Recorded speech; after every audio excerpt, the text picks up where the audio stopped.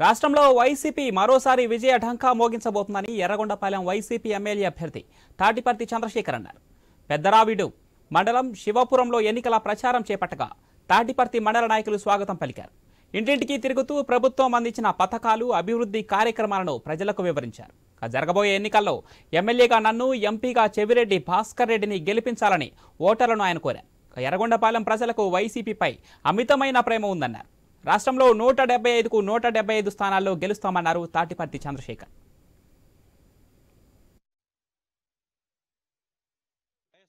Congress party మరొకసారి ఈ రాష్ట్రంలో విజయ డంకా మోగించబోతుంది అనడానికి ఈ శివపురం గ్రామంలో మన ఊరికి మన చంద్రశేఖర్ అనేటటువంటి ప్రోగ్రాం ద్వారా మేము ఈ ఊరికి వస్తే ఘన స్వాగతం పలికినటువంటి ఇక్కడ అభిమానులు చూస్తే అర్థమవుతుంది.